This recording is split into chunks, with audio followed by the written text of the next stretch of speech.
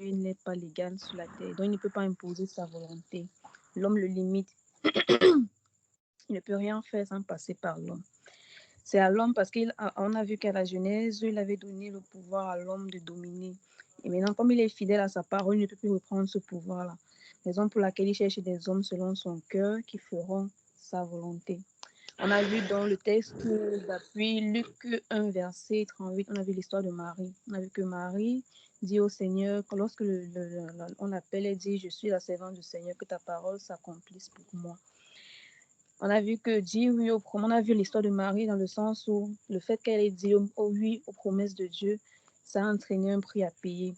Marie a pris des risques parce que avant, dans leur coutume, n'acceptait pas qu'une femme qui était, bon, je crois, si je me souviens bien, une femme qui était vierge tombait enceinte, ça devait créer une sorte de honte. Une femme qui était censée être vierge. Voilà, une femme qui était censée être vierge tombe enceinte. Elle n'a pas regardé à tout ce qu'on aurait pu dire. Elle a juste accepté. Or, elle aurait pu dire non. Elle aurait pu regarder toutes ces choses-là qui pouvaient la détruire en fait, mais elle a accepté. Et maintenant, on a donc vu que pour que les promesses de Dieu s'accomplissent, pour que les miracles se fassent, il y a un prix à payer. Il y a une attitude à avoir. Le Seigneur cherche les gens qui sont prêts à dire oui, sans avoir la crainte d'être insulté, d'être moqué, d'être ridicule ou bien d'être même humilié, prêt à marcher avec sa promesse dans leur cœur partout où ils iront. C'est là qu'on a vu aussi le cas de la grossesse. On a vu que lorsque Marie est sortie de l'intimité avec Dieu, elle est sortie de là avec une grossesse. Et on a vu qu'une grossesse vient avec beaucoup de disconfort et d'embarrassement. On a donc vu que la grossesse, c'est lorsque deux personnes viennent après un temps d'intimité entre deux personnes. Donc Marie, dans l'intimité avec l'ange, l'Esprit de Dieu lui a donné de porter l'enfant Jésus. C'est dans l'intimité qu'on se dépouille. Il faut être dans une société pour nous exhorter à passer du temps seul à seul avec Dieu, pour que la semence qui est en lui, nous la communique, donc il nous la transmette aussi. Et qu'en sortant de cette intimité, on porte la grossesse. On a pris exemple sur le verset qui dit que lorsqu'on veut prier, on entre dans la chambre, on ferme la porte et on parle à notre Père qui est dans le secret. Bon, on a vu aussi qu'une femme peut avoir des... C'est vrai que c'est quand même bizarre, mais une femme peut avoir des rapports sexuels chaque jour. Personne ne saura qu'elle a eu des rapports. Mais ce n'est que lorsqu'elle tombe enceinte, quand on dit qu'on va commencer à dire que ah non, là, que dans la fille la faisait déjà quelque chose comme ça. On peut donc prier chaque jour, mais tant qu'on n'a pas conçu quelque chose, on n'a pas accepté la semence de Dieu, on va demeurer dans la routine. On va mener une vie chrétienne comme ça, là, sans rien, sans apport, sans porter de fruits. Et tout part de la pensée. On accepte dans la pensée, on imagine et on conçoit. On a vu aussi l'exemple de Moïse. Moïse était à la réponse au cri du peuple d'Israël. Parce que le cœur de Dieu pleure parce que les gens souffrent, il y a les gens qui veulent libérer, les gens sont dans les difficultés et la réponse à leur prière, c'est nous.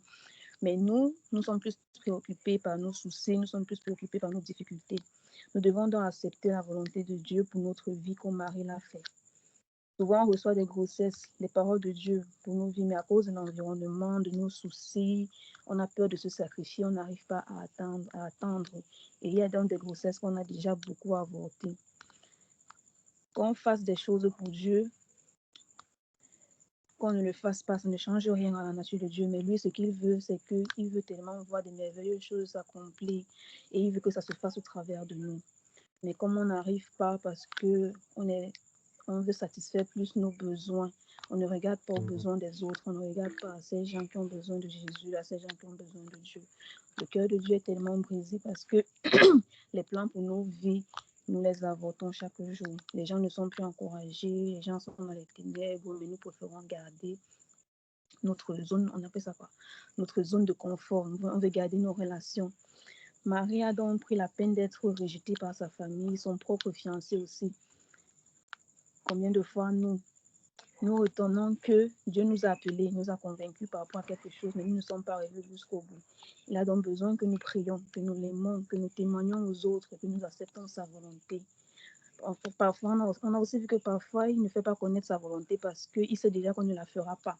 Dans d'autres cas, on n'a même pas la capacité d'écouter sa voix. On a dit qu'on reconnaît l'appel de Dieu sur notre vie lorsqu'au fond de nous quelque chose qu'on voit bouillonne tellement, parfois on ne comprend même pas, mais on ressent juste cela. Le fardeau de Dieu, c'est comme un poids qu'il met dans notre cœur. Après, on a demandé à notre âge d'aujourd'hui, pensons-nous que Dieu, selon sa volonté, dans son plan, n'avait rien prévu pour nous. La réponse est qu'on ne sait pas, parce qu'on n'écoute pas assez Dieu. Dans d'autres cas aussi, c'est la négligence, raison pour laquelle certains projets et plans de Dieu n'arrivent pas à leur terme. Ou alors la manière qu'ils se manifestent ne sont plus les mêmes à cause de notre impatience. Donc, bon, la petite conclusion, le cœur de Dieu est triste. Il nous a donné cette capacité-là. Il nous a donné cette capacité-là à écouter, cette capacité-là, cette possibilité-là. Mais nous ne le faisons pas. Parfois, nous sommes zélés quand on reçoit quelque chose, mais après, ça s'éteint. Parfois, nous n'arrivons pas à écouter tellement nous sommes préoccupés. Ça nous pousse, bon, moi personnellement, ça m'a poussé dans la prière en demandant à Dieu de nous accorder la grâce. Que lorsqu'il reste sur son trône de gloire, qu'il prenne plaisir à nos vies, qu'il nous donne de nous aider les uns les autres à révéler et qu'il nous révèle ce qu'il a déposé en nous et qu'il nous fasse sortir au final tout ce but-là qu'il a mis en nous et que nous l'accomplissions ensemble pour qu'on puisse sauver les autres et que comme Marie a porté l'enfant Jésus, il l'a fait sortir pour qu'il sauve le monde du péché, que nous aussi, ce qu'il a mis en nous, on puisse aussi le faire sortir et que des générations témoignent. C'est tout. Amen. On peut prier et puis on se sépare.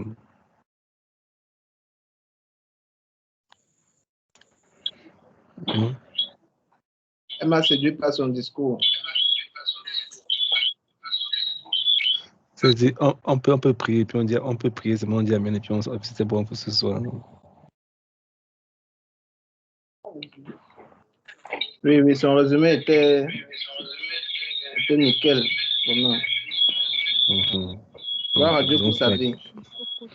Raison pour laquelle c'est important de prendre les notes. Fondamental de prendre les notes. D'accord. On rend grâce à Dieu pour Jessica. Merci beaucoup pour le rappel fidèle. J'aimerais que la semaine prochaine, on ait la façon un truc pareil comme ça. Après Micheline, après Raïssa. D'accord. Aujourd'hui, on va avancer. Mais avant d'avancer, j'aimerais qu'on fasse un petit rappel pour me rassurer que les fondements sont là. On va se rassurer que les fondements sont là et qu'on n'a rien oublié, n'est-ce pas? Avant de faire un peu de plus. Donc, comme on avait dit la semaine passée, on a entré dans un nouveau thème. Mais je ne voulais pas courir dans ça sans que ça me rassure que ce qu'on a fait l'année passée, on n'a pas oublié. Donc, aujourd'hui, on va faire une sorte de petite révision. Donc, tout le monde a activé le micro parce que ça va être interactif. Donc, si on va parler du résumé de la vie chrétienne. Le résumé de la vie chrétienne. Est-ce que le salut se limite seulement à ne pas aller en enfer? Le salut, quand on dit que je suis sauvé, ça veut dire quoi? Quand on dit que je suis sauvé, ça veut dire quoi, Mich?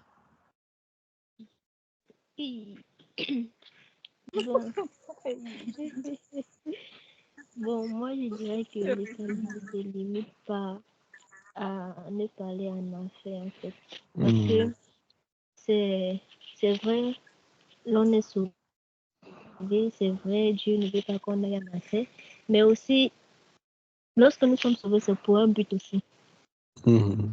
C'est pour un but. Donc, ça veut dire que nous devons aussi amener les autres à être sauvés en fait.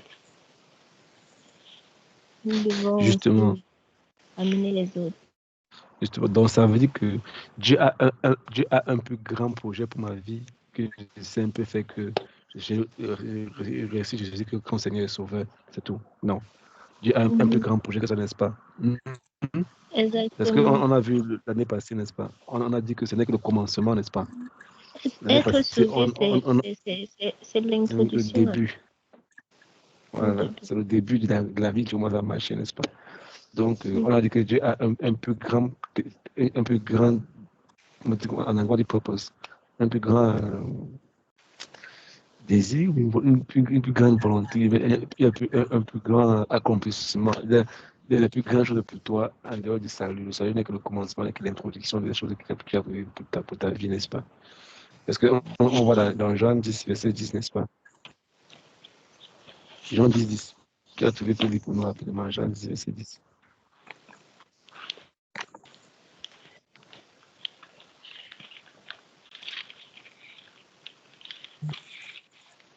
Jean 10, verset 10. Verset 10. C'est un verset que vous devez avoir ça en tête. Le voleur ne vient que pour dérober, égorger et détruire. Moi, je suis venu afin que les brebis aient la vie et qu'elles soient dans l'abondance. En abondance, n'est-ce pas? Donc, il te donne la vie, c'est pas une vie que dans une vie en abondance qu'il nous donne, n'est-ce pas? Et quand on voit là 1 Corinthiens 2, verset 9.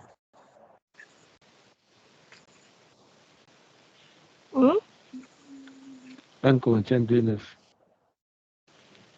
1 Corinthiens 2, C'est ce qu'on a lu hier. Mais comme il est écrit, ce sont des choses que l'œil n'a point vues, que l'oreille n'a point entendues et qui ne sont point montées au cœur de l'homme. Des choses que Dieu a préparées pour ceux qui l'aiment. Donc Dieu a préparé des choses pour toi. Le salut n'est que le commencement de ces choses, n'est-ce pas? N'est-ce pas? C'est ce qu'on a vu. La première chose qu'on a compris, on a vu ça l'année passée, que quand tu donnes ta vie à Jésus-Christ, ce n'est que le commencement, c'est l'introduction, c'est la porte. C'est quelque chose que Dieu fait avec toi, n'est-ce pas? Mais on a dit que maintenant, quand tu as donné ta vie à Jésus, qu'est-ce qui s'est passé ce jour, Joël? Je n'étais pas dans les bruits. Ils n'ont pas savoir on est là. Qu'est-ce qui s'est passé quand tu as donné ta vie à Jésus? Qu'est-ce qui s'est passé?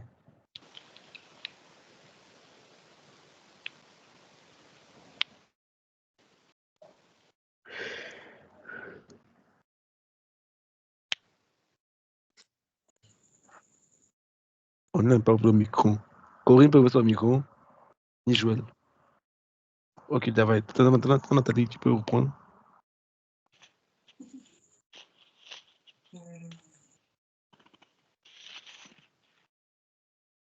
C'est quoi? Peut-être non plus, je peux répondre.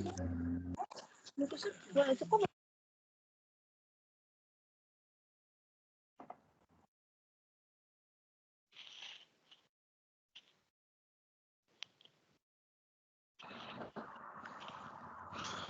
Bon.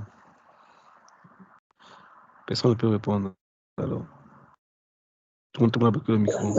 Allô? Je suis désolée, non. Allô? Je peux dire quelque chose. Oui, Raïssa.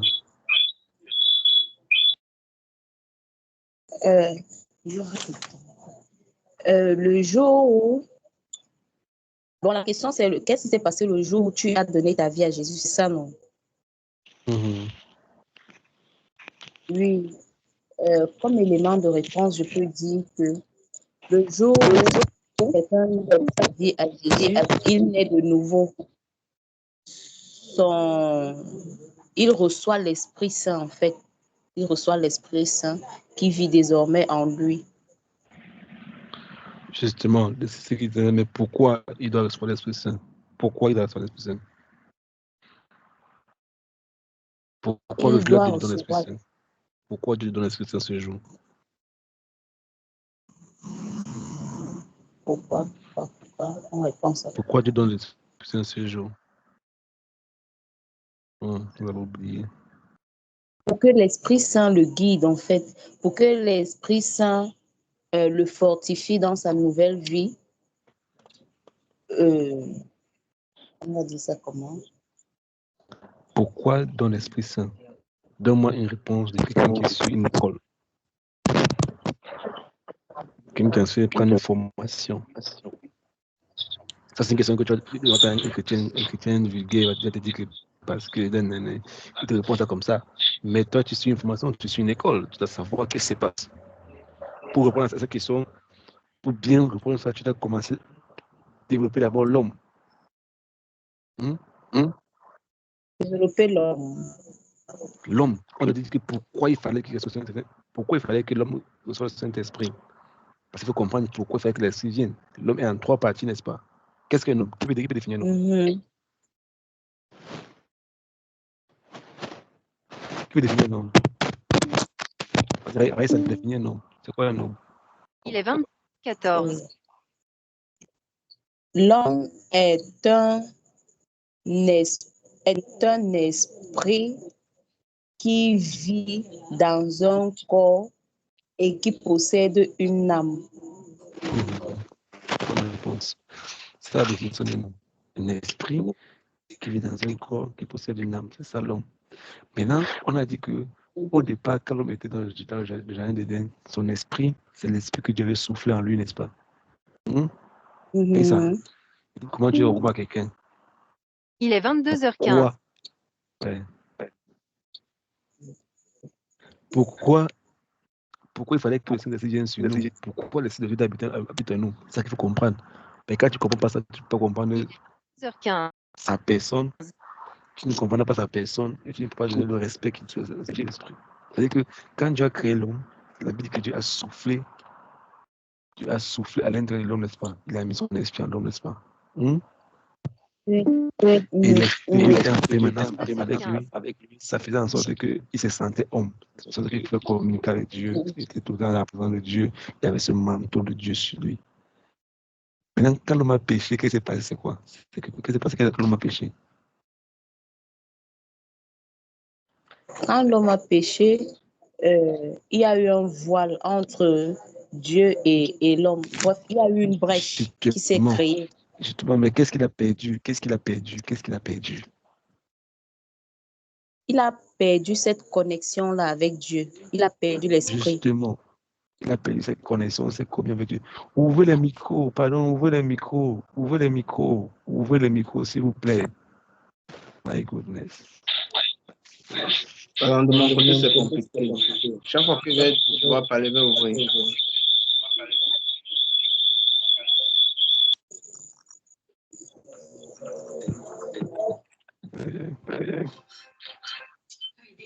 Donc, il a perdu ses communions avec Dieu, n'est-ce pas?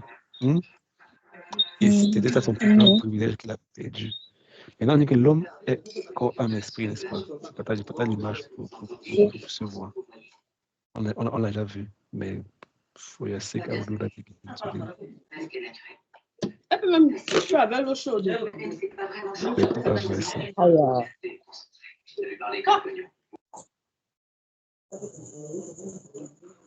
Est-ce qu'on voit l'écran? Oui, on voit. Sans connaître ça, n'est-ce pas? On connaît tout être humain, esprit, âme et corps, n'est-ce pas? L'année passée, on a expliqué clairement que l'esprit à l'intérieur, l'âme est ici, là, et puis le corps est ici, n'est-ce pas?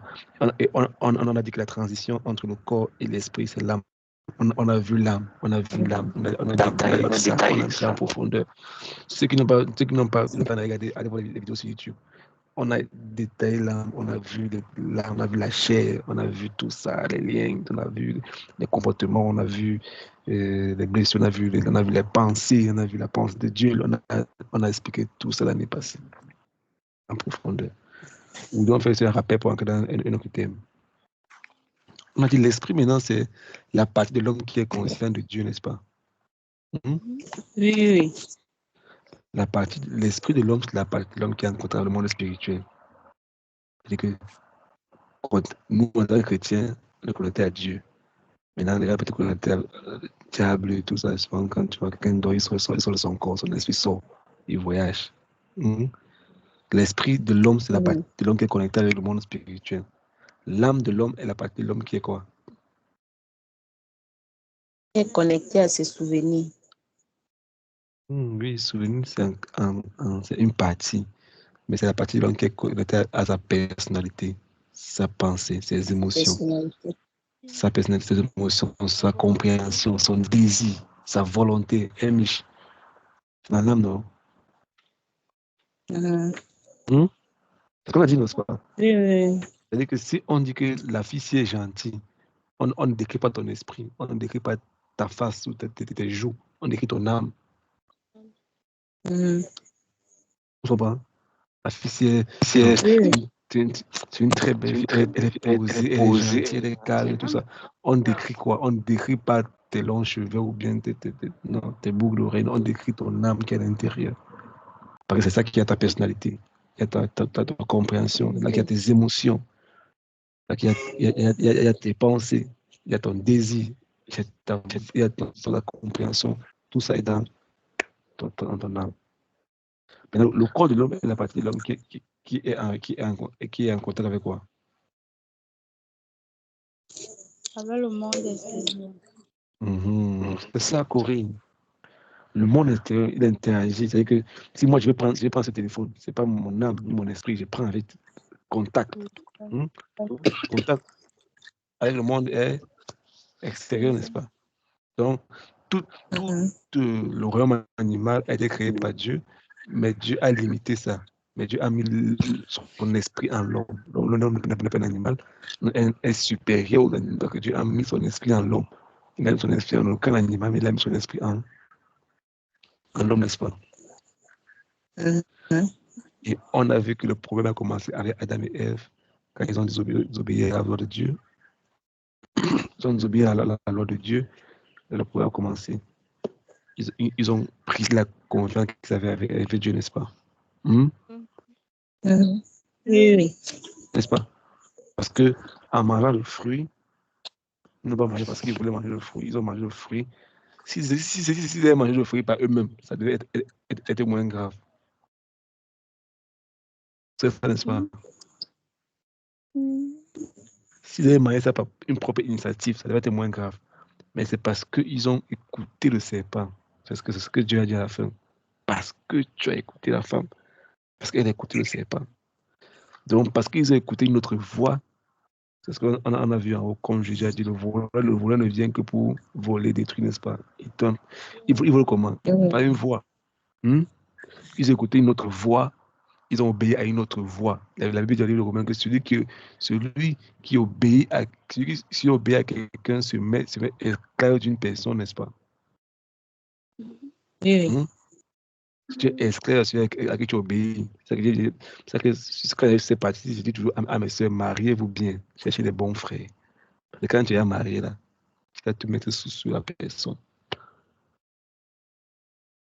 Tu dois obéir. Et obéir est comme on dit, tu es esclave de la personne. Bon, quelque temps, entre guillemets. Je sais que le mot est un peu cru, le mot est un peu dit, mais dans son sens fondamental, c'est ça. Tu dois obéir à la personne. Parce que quand l'homme a obéi au serpent, le diable a utilisé, l'homme s'est rendu esclave du diable, esclave du monde, esclave du péché. Ils ont perdu. Donc ça veut dire quoi? Si on veut savoir qui tu es, on va savoir à qui tu obéis. Chaque jour, on veut savoir à qui tu es chrétien ou pas, n'est-ce pas? Tes actions prouvent à qui tu obéis, n'est-ce pas? Les actions au quotidien prouvent qui tu obéis au quotidien. Donc, on a vu que le pouvoir commençait avec Ève, n'est-ce pas? Et on a vu quelque chose de fondamental aussi. On a dit que la religion a commencé où? Qui connaît où la religion a commencé? Oh, il ne répond pas. Quel autre répond? Pardon? Non, ça va, ça va. Qui connaît où la religion a commencé? Le peuple d'Israël, non? Le peuple d'Israël. Non, la religion n'a pas commencé Israël. La religion a commencé avec Adam et Ève. La religion. Oui. Qu'est-ce que la religion? Comment on a décrit la religion? On a décrit la religion comment? Parce qu'avant, Adam et Ève avaient une relation avec Dieu, n'est-ce pas? Qui n'ont pas demandé. Dieu a tout fait. Dieu les a mis. Dieu a tout. Dieu a dit que bon, toi, reste, voilà, fais seulement ça. Fais seulement comme on te dit, c'est tout ce que je demande de toi. C'est ça, non? Dieu a tout arrangé, il a mis le jardin. Adam, il a parlé quelque part. Boum, il vit. Puis on lui dit, fais seulement comme tu te dis là. Et toi et moi, on sera en relation. Il avait une relation avec Dieu avant. Mais quand il a péché, qu'est-ce qui s'est passé? Quand Adam a péché, il a désobéi à Dieu. La Bible dit quoi? Que Adam s'est fait des feuilles. Avant, il était revêtu d'une gloire. Maintenant, il s'est fait des feuilles. Il s'est caché. Il s'est habillé. Et puis, quand Dieu vient, il dit, oh Seigneur, j'ai entendu ta voix, j'ai eu pitié. Je me suis rendu compte que j'étais nu. J'ai eu peur. Du coup, j'ai eu peur, je me suis Il caché. fallait s'habiller en fait. Justement, parce qu'il a perdu le revêtement qui était sur lui, qui était la gloire, qui était au Saint-Esprit. Du coup, comme il a perdu ça maintenant, Je me demande comment il a su qu'être nu c'est mauvais ou bien. Je sais pas. Non, nu, c'est qu'il s'est senti vide. Il s'est senti vide. C'est un peu quand tu te sens, quand tu as commis une faute, tu sais que tu n'es pas commis une faute. Commis un péché, oui. Oui, c'est vrai. Tu te sens bizarre, tu te sens un peu comme si. Tu as l'impression d'être sale, nu. Vidé, bizarre, tu vois un peu. En fait, moi, je sais pas aussi si c'est peut acheter quelque chose. Il n'a pas su à ce moment-là que sa condition avait changé. Je demandais, il n'a pas su, c'est la raison, il n'a pas su, en fait, à ce moment-là, il a su que sa condition a changé, c'était ça. Genre, avant, il ne pouvait pas se rendre compte s'il était nu ou pas. Maintenant, lorsqu'il a commencé à se rendre compte parce que sa condition, maintenant, a changé. Parce que ça a perdu quelque chose. Il a perdu quelque chose. C'est le Saint-Esprit. J'ai dit, en fait. Mich n'est pas convaincu. Non, c'est pas que je ne suis pas convaincue. C'est juste, je vais dire ça comment. Comment il a su, en fait, qu'il devait s'habiller, en fait, qu'être nu de corps n'était pas peut-être bien, je ne sais pas, en fait. Non, c'est ça. En fait, non, parce que. Non, pas que je n'étais pas bien, mais comment il a su qu'il devait porter un vêtement, en fait, vu qu'avant même. Bon, c'est vrai qu'il n'est pas conscient de ça aussi. Parce qu'il a mangé l'arbre de la connaissance du bien et du mal. Il a une connaissance qui était cachée avant. Tu comprends, Mich? Je comprends. Il a eu accès à une connaissance qui était cachée avant. Et il a eu cette connaissance maintenant, il s'en dit, waouh, je suis maintenant comme ça. Il a trouvé un moyen à lui pour atteindre toujours à Dieu sans les moyens de Dieu. Pourtant, Dieu avait prévu les moyens avant, sans le dire, sans le demander. Son pas. Maintenant, quand il a cherché un moyen à lui maintenant, pour toujours être plus à Dieu, pour être près de Dieu.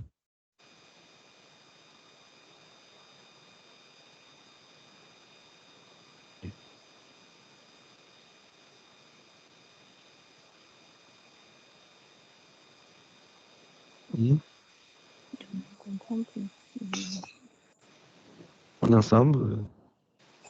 Nous sommes là. C'est comme si j'entends, mais je ne comprends pas. Justement, moi, j'entendais. Je peux entendre, ne pas comprendre. Parce que ça coupe. En fait, c'est comme ça, ça a coupé la parole. Il fallait ça couper. C'est bon maintenant? Tu as connecté avec le wifi de la chambre ou le wifi de vous deux. Peut-être c'est ça qui dérange. Ta connexion dérange. Est-ce que vous écoutez maintenant? Ça va maintenant? Maintenant, oui, on D'accord, désolé. J'étais obligé de déconnecter mes proxys. Bon. Donc, il disait tantôt, en fait, que quand l'homme a mangé ce fruit-là, il a refusé les moyens de Dieu que Dieu avait prévus pour qu'il soit en contact entre lui et Dieu. Il a tous les moyens à lui maintenant pour être près de Dieu. C'est un peu ça. Pourtant, le chemin pour arriver à Dieu, c'est Dieu qui connaît le chemin. Il met le chemin lui seul. Maintenant, quand l'homme a péché, il a trouvé. Non, maintenant on connaît le chemin, c'est Jésus. Dieu a pris l'animal, Dieu a tué l'animal, et puis Dieu a donné sa vie avec ça. Mais, c'est pour dire quoi? C'est là qu'il a commencé la religion. D'ailleurs, on a dit que la religion, c'est le moyen de l'homme de plaire à Dieu. S'approcher de Dieu. Pourtant, la relation, c'est le moyen de Dieu de se rapprocher de l'homme. On avait de définir, n'est-ce pas? La vie chrétienne, c'est utiliser les moyens que Dieu a prévus selon sa méthode à lui pour être près de lui.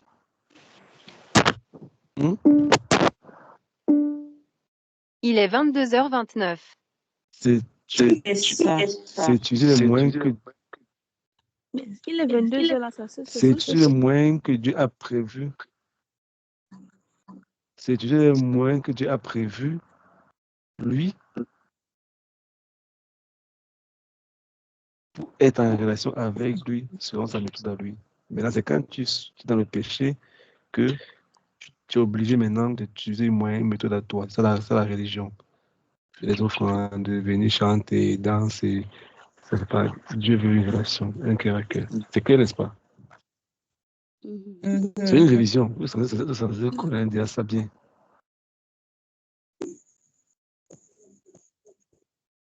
Allô? Oui.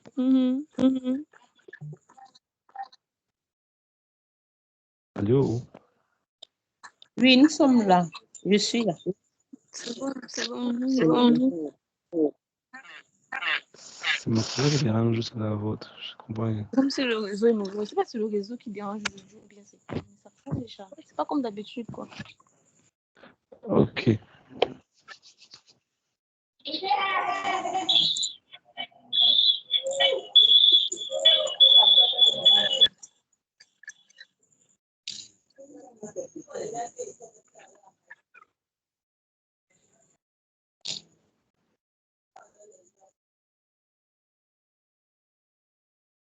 Ok, Allô? on peut continuer. Oui.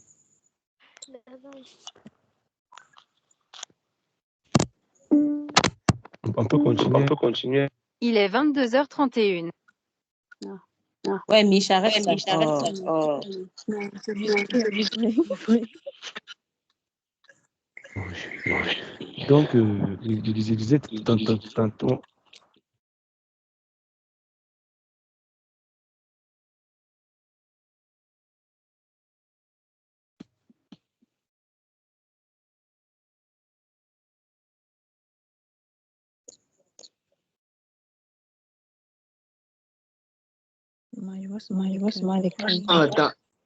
On attend la suite de tantôt. Vous mettez les cœurs pourquoi? Moi, on ne comprend rien. Vous mettez les cœurs pourquoi? Non, mais j'ai rien compris. Non, on met les cœurs pour dire qu'on avait lui, non, même si on ne parle pas. Ok. Ah oui, parce que je comprenais pas.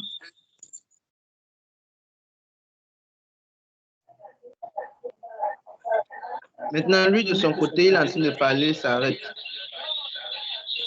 On Mais dirait vous qu'il y a quelque comprenez, chose qui il a attire son parlé. Non, attention parce que je là-bas. ne sais pas. Non, il Il y parle a pas. tellement de désordre.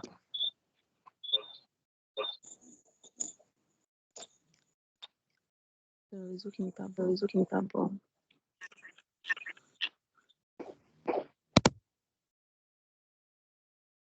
D'accord, on va continuer. Je disais tantôt que c'est ça la différence entre la religion et la vie chrétienne. On utilise les moyens de Dieu, c'est mettre tout à lui, pour lui plaire à lui, comment il veut. C'est ce que Paul disait, que quand on a une course, on a des règles pour atteindre le but. Donc on a vu que Adam et Ève, le péché a commencé avec Adam et Ève. Maintenant, ce que je veux qu'on comprenne à partir d'ici, c'est quoi? C'est que maintenant, tous ont péché, tous on a péché. Rappelez-vous, on est dans notre palier. Je dis ça pour là. Maintenant, tout le monde a péché, nous avons tous péché. Avant qu'on ne connaisse pas Jésus-Christ, on était tous des pécheurs. Tous pécheurs. Il n'y a aucune exception. On est tous des pécheurs, on est tous des créateurs, on est tous des créateurs du bien. Dieu a prévu un autre moyen de restaurer cette relation qu'il avait avec Adam et Ève au départ. Et ce moyen, c'est pas Jésus-Christ. Maintenant, quand on vient maintenant par Jésus-Christ, on est devant une nouvelle créature, on est des nouvelles personnes. On connaît déjà ça. C'est ce qu'on appelle, on apprend dans l'école primaire. Maintenant, un non-croyant maintenant, est-ce qu'un non-croyant peut faire des bonnes choses? Est-ce qu'un non-chrétien peut faire des bonnes choses?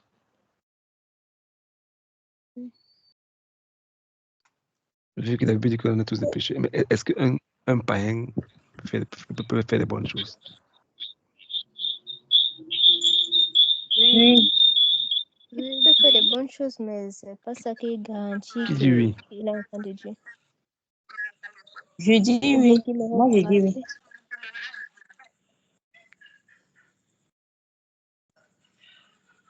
D'accord. Mais je dis qu'il peut faire des bonnes choses, ça ne garantit pas qu'il soit enfant de Dieu, d'accord. Bon, il peut faire ce qui est Qui bien, d'autre? mais pas ce qui est bon. Moi, je dis qu'il peut faire ce qui est bien, mais sans que ce ne soit inspiré ou alors poussé par le Saint-Esprit. Voilà, guidé par le Saint-Esprit. Mais est-ce que c'est bien alors? C'est bien, mais bon, c'est peut-être pas bon. Il peut, par exemple, faire des dons, donner aux pauvres, je ne sais pas trop, faire des bonnes actions, mais ce n'est pas poussé, inspiré par le Saint-Esprit, conduit par le Saint-Esprit, parce qu'il n'est pas enfant de Dieu. Mais est-ce que c'est bien alors? Oui, n'est pas bien.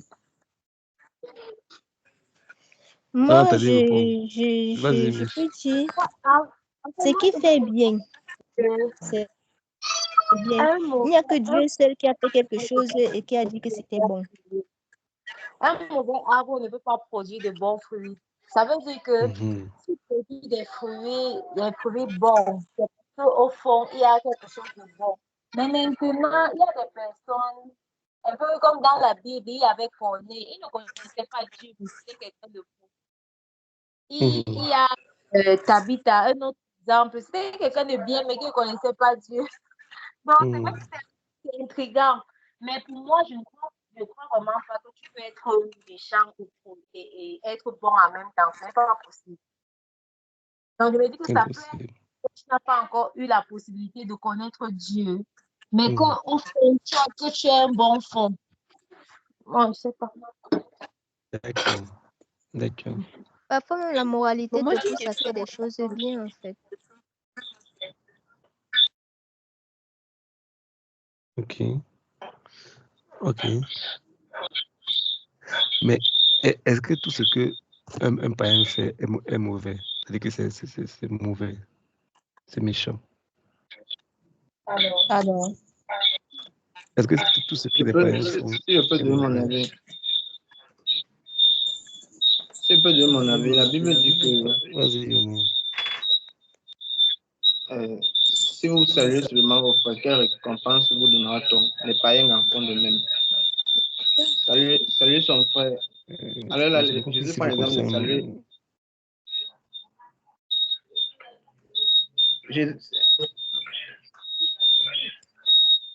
Je disais, peut-être c'est chez moi que ça siffle. Ouais, Attendez un peu.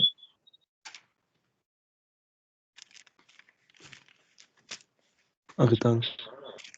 Je sais pas alors comment. Vas-y, Lionel, vas-y.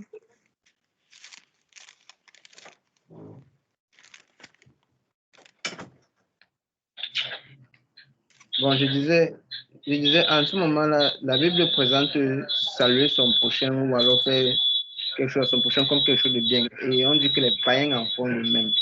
Ça veut dire que les païens peuvent faire ne font pas que du mauvais, peuvent faire, entre guillemets, des bonnes choses. Mais quand il s'est levé, hein, quand on part plus loin dans la Bible, dans Éphésiens, on dit en Christ, Dieu nous a prédestiné tous ses enfants d'adoption et il avait préparé des œuvres bonnes à l'avance. Donc, il y a les œuvres bonnes que Dieu a prévues à l'avance qu'on va manifester uniquement en Christ. Maintenant, il y a les bonnes choses que tout être humain peut faire, même un païen, comme la Bible le dit dans Matthieu.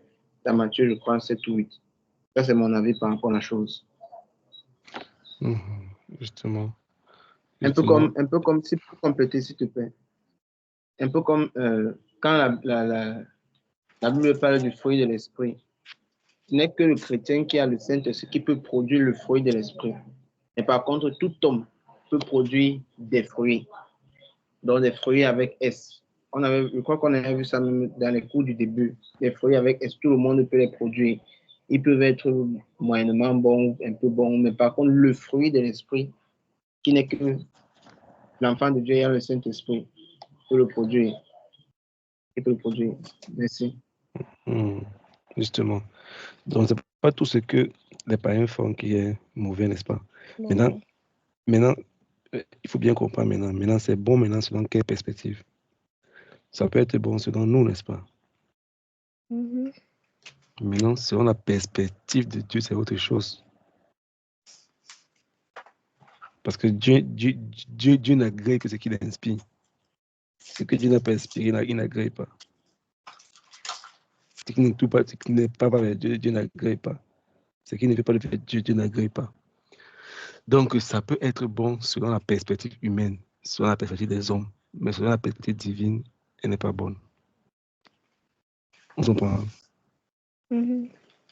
Donc, ça veut dire quoi?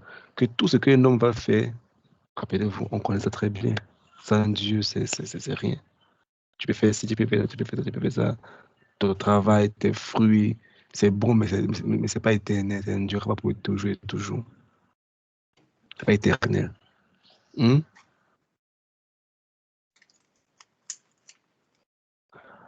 peut voir ensemble dans Éphésiens 4, verset 18. Éphésiens 4, 18. Rappelez-vous, on est en fait dans l'Éphésiens. Après ça, on va entrer maintenant dans le disciple même.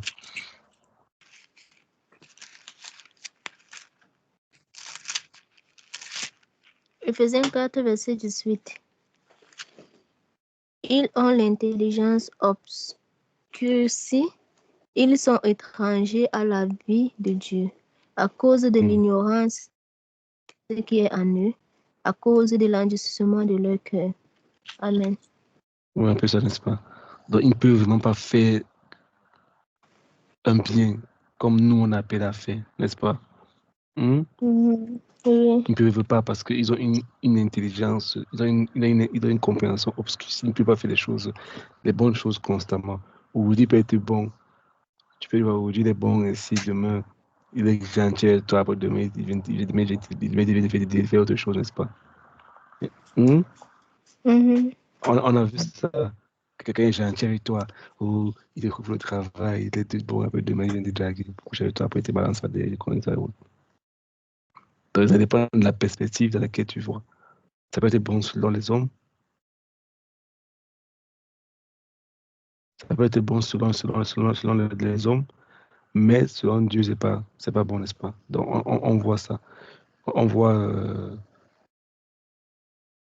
on peut voir cette image. On la connaît très bien. Mais c'est que la dernière fois, on n'avait pas fait ça comme ça. Juste vous montrer, vous devez avoir ça en image, quoi.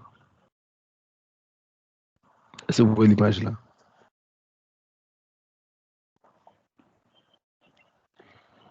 Oui. On voit un arbre, n'est-ce pas, qui est la loi de la condamnation, il produit des fruits, n'est-ce pas, qui est enchaîné, qui est en prison, c'est quoi, son âme, n'est-ce pas, un esprit qui n'a pas Dieu comme ça, le péché inonde, et son âme est constamment enchaînée par, connectée, n'est-ce pas, il produit tout le temps les œuvres de la nature humaine, n'est-ce pas, les œuvres de la nature humaine, n'est-ce pas. Oui. Ça, il ne peut pas venir avec les bons fruits. Quand la Bible dit les fruits qui produisent sont tous les fruits corrompus, tout le temps corrompus. La nature humaine, ça, ça produit des fruits artificiels. Ça peut avoir un aspect bien, mais il n'y a pas de vie à l'intérieur.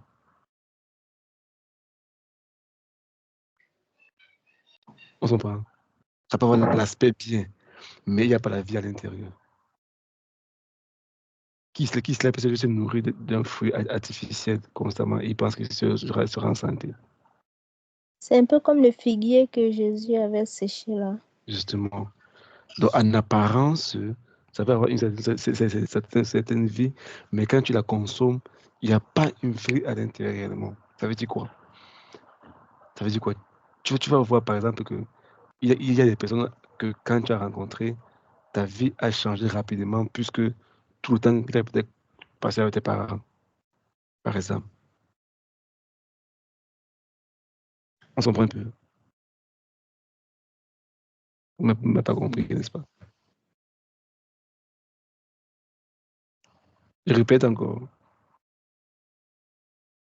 Oui, Moi, j'ai grandi avec mes parents. Je sais que ma mère, mes parents m'aiment On a vraiment. compris, on a compris. Mais Moi, j'ai j'ai passé compris. presque tout mon temps avec eux. Mais il y a des gens que quand j'ai rencontré, ma vie a changé. J'ai senti vraiment que quelque chose est devenu entre moi. J'ai senti vraiment quelque chose que je cherchais, j'ai trouvé cette chose que je cherchais depuis longtemps. C'est bon. Parce que eux, ils avaient la vie là qu'ils ont transmis en moi. Quand j'ai demandé ce fruit, la vie est venue en moi. Mais mes parents m'aimaient, mais ils n'avaient pas la vie que je voulais. Ils n'avaient pas cette vie. C'était comme un fruit artificiel que je mangeais, c'était bon.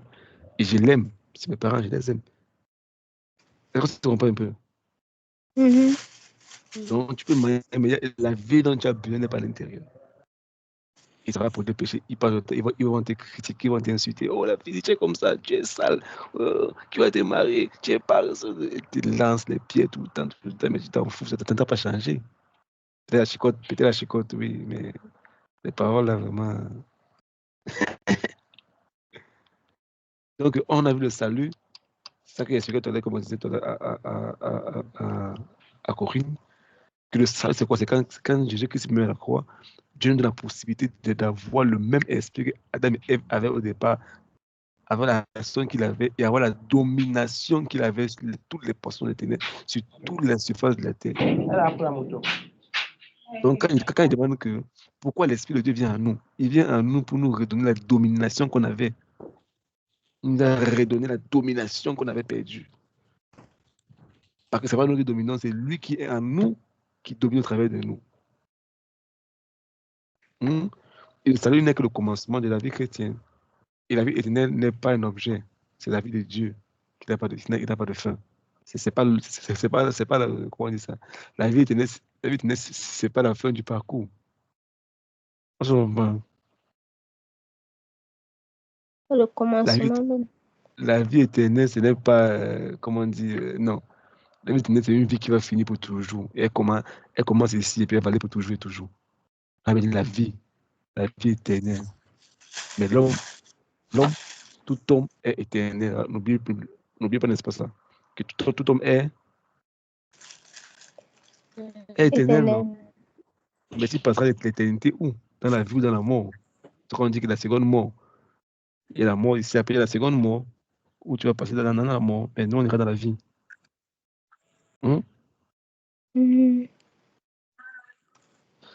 Parce que un esprit est éternel. Un esprit ne meurt pas.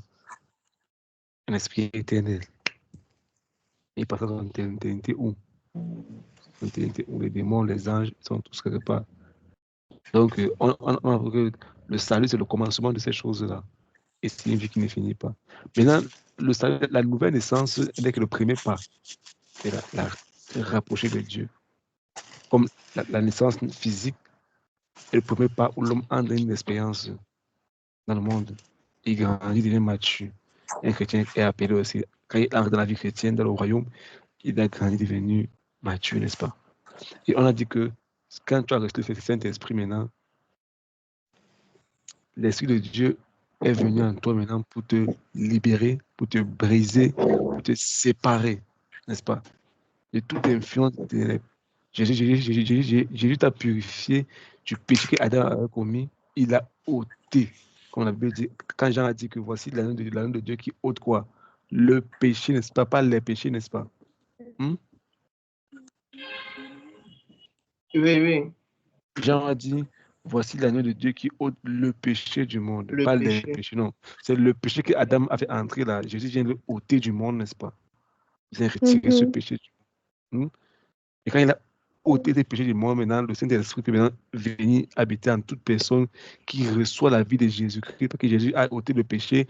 Et quand il passe par lui, qui est le chemin, la vérité et la vie, quand il passe par lui, maintenant, l'Esprit de Dieu peut te reconnecter encore comme Adam. Maintenant, tu es maintenant Christ. On se comprend, n'est-ce pas? Donc, Jésus est la passerelle là, que si tu passes par là, tu es reconnecté à l'esprit qui était au départ sur Adam et Ève. Pour avoir la domination, c'est ce qu'il doit avoir. Maintenant, voici pour maintenant, le Saint-Esprit est une personne, c'est clair. On a expliqué ça clairement plusieurs fois. C'est une personne. Notre corps, c'est le temple. Il peut être attristé, il peut être fâché, il peut être attristé, il peut être fâché, il peut être On peut lui parler, il peut te parler, il a les sentiments, il a des désirs, il a une volonté. C'est une personne au Saint-Esprit. On a bien expliqué ça dernièrement. C'est une personne comme on cause là, c'est une personne réelle. Maintenant, voici le problème qui est maintenant, c'est que quand il est venu en toi, il y a un problème. Il y a une bonne nouvelle et puis il y a une mauvaise nouvelle, n'est-ce pas? Quelle est la mauvaise nouvelle? Quand tu es devenu enfant de Dieu, quelle est la mauvaise nouvelle?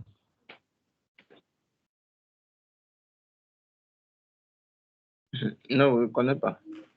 C'est que ta nature humaine n'a pas été changée. Hum. La dimension dans ton âme et dans ta chair n'a pas été changée. Et le corps reste pareil. Tes Mais si c'est la émotions, tes mauvaise sentiments, nouvelle. c'est une mauvaise nouvelle. C'est une mauvaise nouvelle. Parce que tu peux toujours produire tu peux toujours produire parce que ta Tu as chair l'impression que rien n'a changé et tu peux te justement, retrouver encore en et train de tomber. ta chair peut toujours produire les mêmes fruits que tu as produit avant. On se comprend? Ça a le même potentiel de produire les mêmes fruits que tu produisais avant quand tu étais pas sauvé. C'est vrai que maintenant tu vas faire seulement laisser, tu seras triste maintenant. Mais tu peux continuer à faire. C'est la vraie nouvelle. On se comprend? Ouais.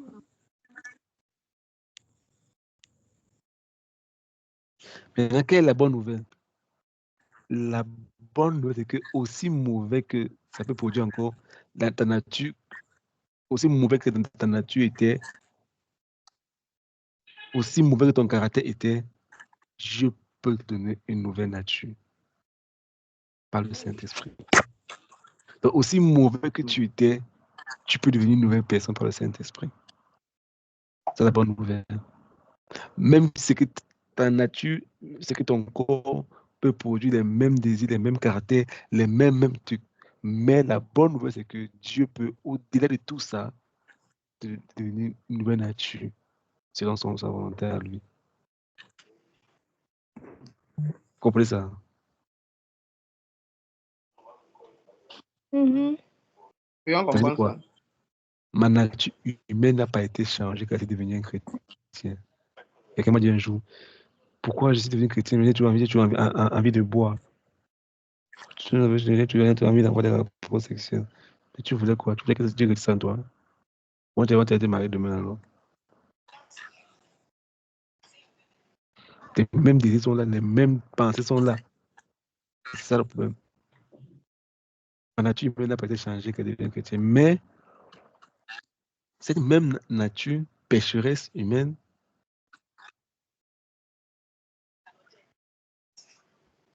est capable de produire, comme on a dit, est capable de produire les mêmes fruits comme on a produit ça avant, n'est-ce pas? On peut voir ça dans Galates 3, verset 3. Puis Galates 5, verset 17. Ça, on le connaît très bien.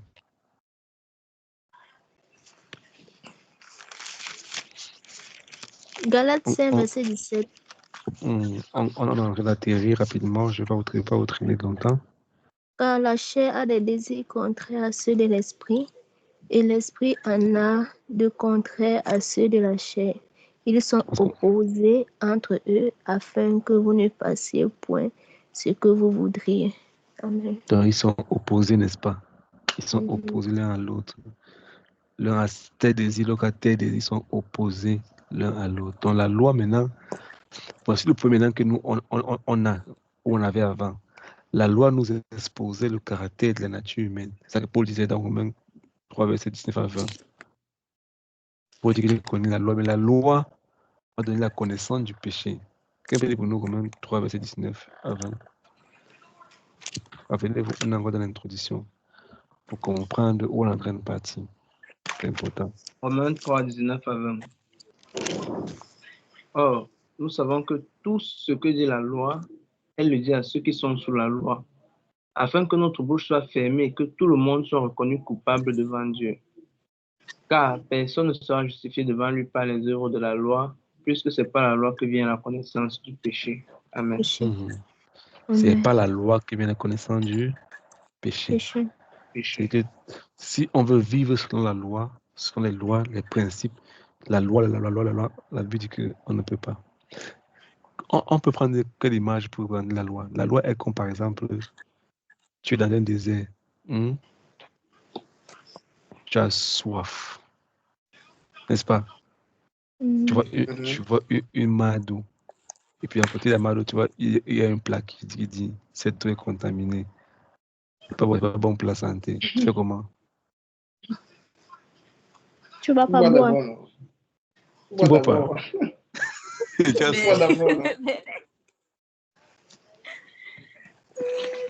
Mais si c'est que tu as soif, même si tu vois l'eau, ça, tu vas boire. Fait que je meurs de la maladie, je meurs de soif. Moi, je connais pas ce que c'est que la soif. Moi, j'ai appelé ça, j'ai bu l'eau sale parce qu'il y avait soif. Donc, non, je l'ai fait quand j'étais allé à Yabassi. C'est vrai. Quand tu t'es encore payé. Oui, quand on était allé à Yabassi pour l'installation de tonton Isaac. Je me souviens qu'en rentrant, on avait marché des kilomètres et des kilomètres, Seigneur, la soif. Mais imagine un peu, tu es au désert. Tu as dit, mais je meurs de maladie que je meurs de soif. Les gens qui portent des ailes boivent les urines. Yeah. Ouais. Il met dans la bouteille, il garde. Après, il boit les urines. Ça se décante. Yeah. Ah bon, ouais. Donc, bon, et avec la foi, en fait, les œuvres de la foi, toujours par rapport à cet exemple-là. Que la foi va purifier l'eau. C'est pour dire quoi, en fait? C'est pour dire que quand on parle de la loi est en sorte comme la loi nous expose, en fait, la nature, en fait, notre propre nature, mais ça ne nous aide pas. Parce que j'ai soif. Je me dis que l'eau est sale. Mais c'est que tu ne purifies pas l'eau. Mais c'est que je vais continuer à boire, je serai toujours malade. Parce que j'ai soif, il me faut de boire de l'eau. On voit un peu ça. Ça veut dire que ça te rend juste conscient que c'est pas bon. Mais ça ne t'aide pas, en fait. Non, tu as péché, tu as menti. Comme moi, par exemple, je me rappelle que quelqu'un était encore tout jeune, ma maman me disait, oh, tu fais comme ça là, tu as fait comme ça. Elle pointait sur mon caractère, tu as fait ça, mais ça ne m'aidait pas. Tu étais conscient de ça, oui, mais puis quoi?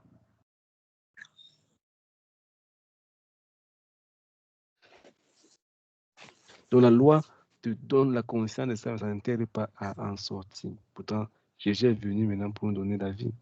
Il vient l'abondance. N'est-ce pas? On m'a dit, la loi est comme comment on dit ça?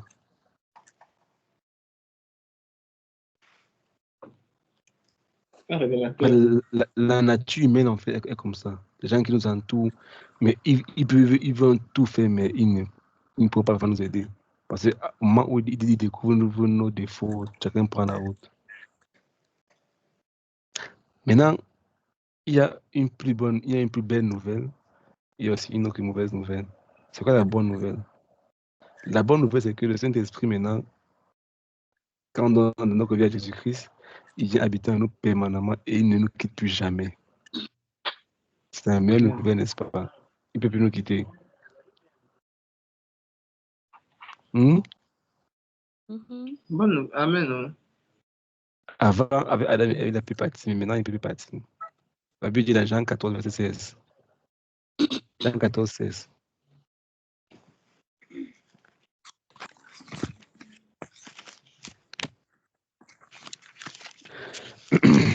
Jean 14, verset 16. Et moi, je prierai le Père et il vous donnera un autre consolateur, afin qu'il demeure éternellement avec vous. Amen. Il demeure éternellement. Donc, il est là Continuellement, permanemment. Il est là tout le temps. Il ne nous quitte jamais, il ne nous quittera jamais. Le Saint-Esprit, n'est-ce pas?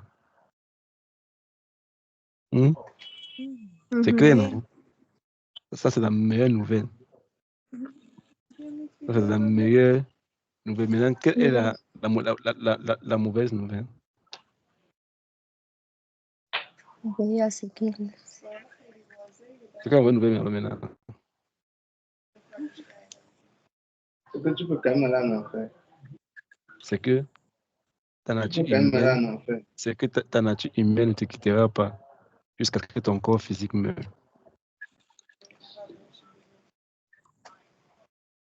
Ces désirs qui montent dans ton cœur, ces pensées, ces tentations, tout ça, ça ne te quittera pas jusqu'à ce que tu quittes ce monde. La nature pécheresse ne te quittera pas jusqu'à ce que tu quittes ce monde. Quand le pasteur il va dire souvent que tu écrases le serpent, mais tu gardes ton pied sur sa tête. Parce que si tu lèves le pied, il va revenir te mordre. Tant que tu es vivant, tu gardes ton pied sur la tête du serpent. Parce que si tu lèves le pied là, il va te mordre. Donc cette nature pécheresse va te suivre chaque jour. Chaque jour. Jusqu'à ce que tu meurs. Jusqu'à ce que tu quittes cette terre. Maintenant, comment traiter ce problème maintenant? Renoncement. Renoncement. Marcher avec le Seigneur. Je dois renoncer à Dieu. Je dois renoncer à moi-même. Pour cette la vie qui me donne. On a vu ça la semaine passée. On a fait une réflexion. On a parlé maintenant demeurer et marcher avec le Seigneur chaque jour. C'est la seule condition d'être sûr chaque jour. C'est que à chaque instant, que nous sommes protégés, nous sommes gardés. Il n'y a pas un autre moyen, il n'y a pas une autre solution. Demeurer avec le Seigneur. Demeurer au Seigneur, on va voir les conséquences. C'est que quand il demeure au Seigneur, je dois chaque jour espérer vivre une vie sans péché. Chaque jour, je dois espérer vivre dans le naturel. On voit que chaque jour, je dois espérer à vivre le naturel, quelque chose de plus. C'est ce qu'on va voir la semaine prochaine. On va voir les bénéfices, les conditions qu'il faut pour demeurer dans le Seigneur, les bénéfices qu'il y a de demeurer dans le Seigneur.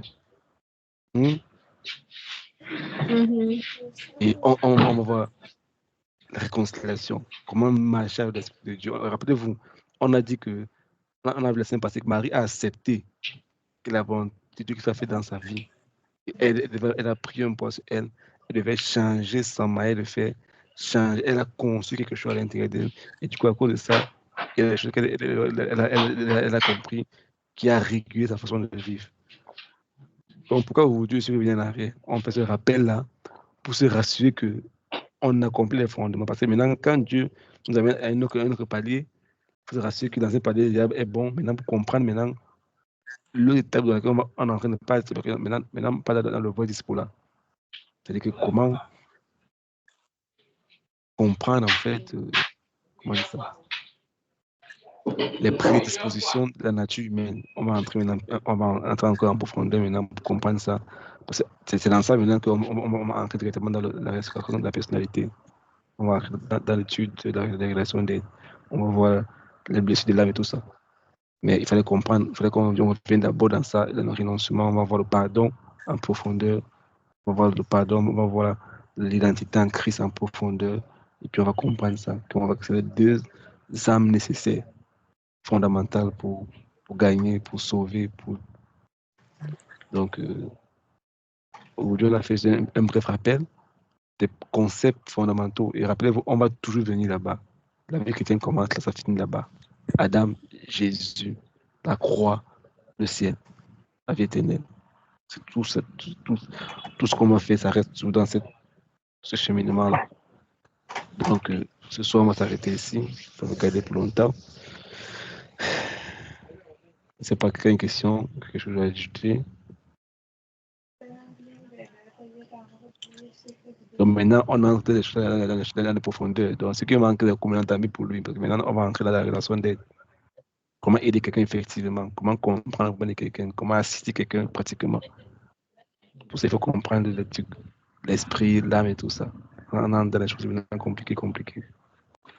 C'est pour ça que vous avez vu le Seigneur nous a mis à cœur le vendredi de faire l'étude sur les maladies spirituelles.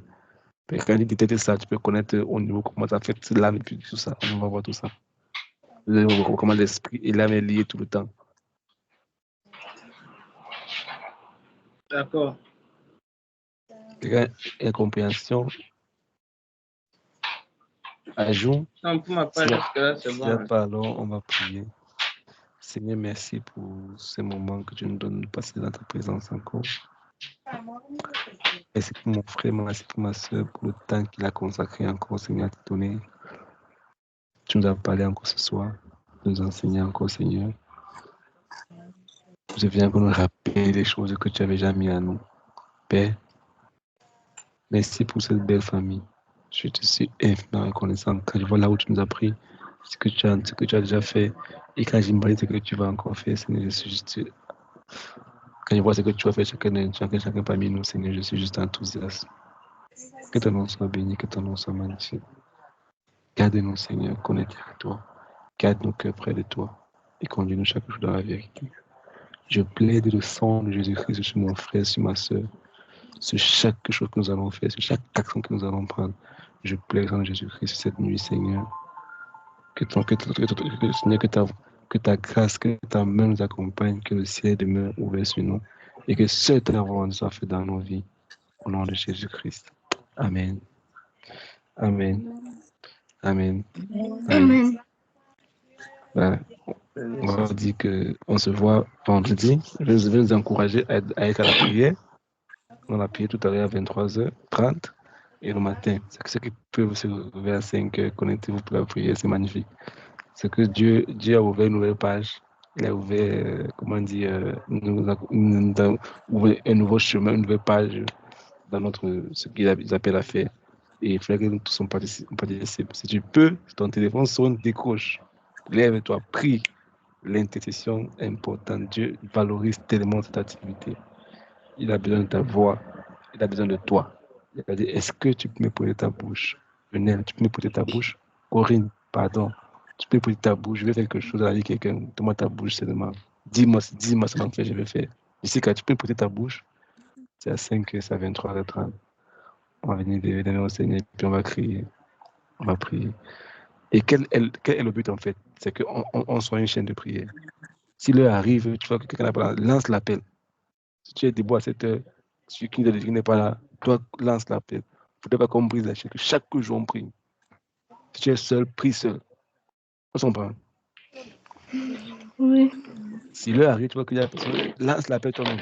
Commence avec un cantique, chante. Et le Seigneur, forcément, nous fera du bien. Du bien. Oh, Seigneur, Et c'est encore toi. du bien. Encore du bien. Si c'est compliqué, c'est le prix à payer, mais on ne fait pas les omelettes sans casser les œufs. C'est le prix à payer. Bon, moi, je disais